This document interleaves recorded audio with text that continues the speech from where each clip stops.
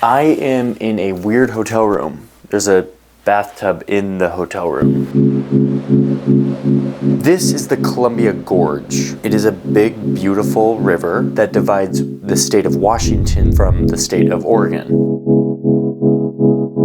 A couple years ago, this Columbia Gorge looked like this.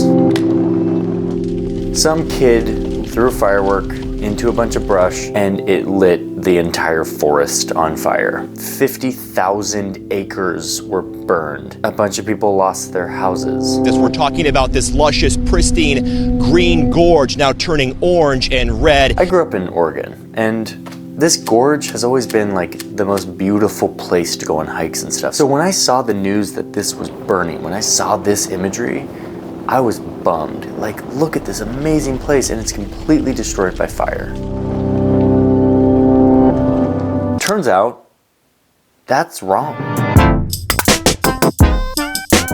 That whole idea that like this fire is destroying this forest is totally wrong. And I recently learned that. I recently delved into wildfires and discovered an entirely different narrative about wildfires, and I want to share that with you.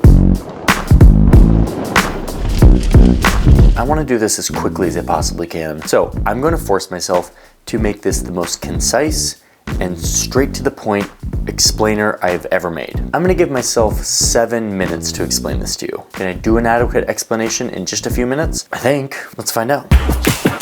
Okay, so first things first. What we're talking about here is not necessarily all the forest fires or wildfires in the world. We're not talking about like the Amazon, which is being burned for deforestation, for industry. We're talking about the wildfires in the western United States, which if you live in the United States, you've probably seen this somewhere on the news. It's hard to wrap your head around this. Tonight in the West, wicked wildfires burning their way into the record books. A record-setting monster. Now the largest wildfire in state history.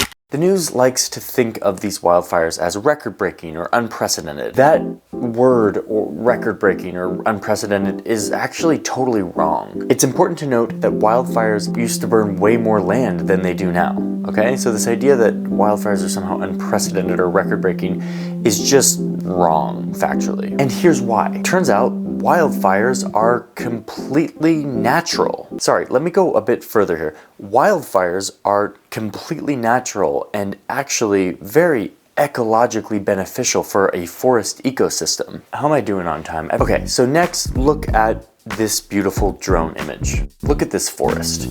The forests of Oregon are beautiful. They blanket entire swaths of land as far as the eye can see. A forest like this is like a city. It has shrubs and wildflowers and owls and mushrooms and woodpeckers and random birds that you've never heard of. And all of these different inhabitants of the city do different jobs. They have different functions, they're good at different things, they have different specializations, and they all get paid differently in the sense of sunlight or nutrients. They're all kind of competing with each other, but at the same time, they're kind of working together in this symbiotic relationship, much like a city. Everyone there is competing in some ways, but they're also working together. The forest is kind of similar. Now look at these trees. These big, beautiful, evergreen conifer trees. After a while of a forest development, these trees start to get really tall and they start to hog all of the sunlight. They start to cast a shadow over the entire forest floor, which for me is just really pretty. Like hiking through that, it's like really nice. But for the economy of the forest, this is actually not a very good thing. It's kind of like if in a city you just had a few bigwigs who made all the money, had all the wealth, kind of controlled all the land. And in those cases, everyone suffers. So you're looking at this beautiful blanket of trees over the mountains and you're like, this is beautiful. This actually isn't the optimal situation for a forest. This is where fire comes in.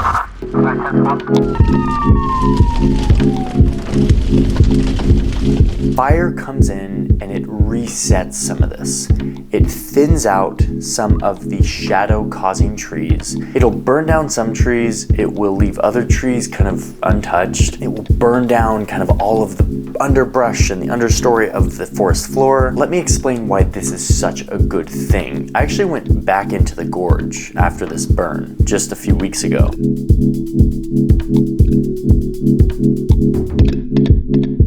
As I was walking through this forest, I was surprised that like not everything was burned. Some of these trees just had a little blackening on their base. Some stuff was really burned up, but other stuff was kind of just fine. What happens after a forest burns is that it begins to regrow, but it begins to regrow very differently than it was before. Look at this tree. This is called a snag. This is a tree that was completely burned down. The first thing that happens is that around the base of this tree, you're gonna have a bunch of new wildflowers and fungi and plants that couldn't grow there before because there wasn't sunlight, because it was in shadow. Now they can grow. In the tree itself, you're going to have a lot of insects and bugs that now can live inside of the cavity of this tree because it's dead. It's now becoming more hollow. Then let's say a woodpecker swoops in and starts to eat those bugs. And in the process of pecking on this dead tree, this snag, they hollow out a big hole in this tree. Then a mammal maybe can come into this ecosystem and find the hollow in this tree made by the woodpecker a great habitat, a great home where they can live. Suddenly this snag, this totally burned down tree, is actually now an amazing neighborhood in the forest city. The neighborhood has affordable housing, it has amazing new restaurants, and it has a diversity of different inhabitants that all come together and share their different specializations and their benefits for the benefit of all. The reason why this is such a good thing is because the currency of a forest is diversity. Biodiversity. An ecosystem that has lots of different plants and animals that all do different things is a more resilient, more thriving ecosystem. I mean, my intuition would have said that the healthiest forests in the world look like this. But it turns out the healthiest forests in the world look like this. Forest experts will call this kind of patchier look a mosaic. It's thinned the forest out a little bit. It's created a mosaic. It is a patchwork of different ecologies, different ecosystems, different habitats that are all tied together, that are all close together, and they create a much more robust ecosystem. And so it turns out that fire is actually the factor that causes these more mosaic type forests, these more biodiverse, thriving forest systems. Okay, I don't have very much time left, but let me just finish this off by saying I'm sitting here talking about all the benefits of a wildfire, but clearly wildfires can be a disaster. They're just not a disaster for the forest, they're a disaster for humans. It's important to note this because wildfires have become a disaster, have become this unprecedented problem because humans are often affected. So fires are increasing, they're becoming exacerbated by a warming planet, that is a fact. Both human-caused and naturally caused fires are doing more damage to humans than ever. But just remember next time you see this news of a fire sweeping across some place that is destroying so much, that fires are a catastrophe for humans. They're not necessarily a catastrophe for Mother Nature or for forests. And in fact, they're actually a major benefit.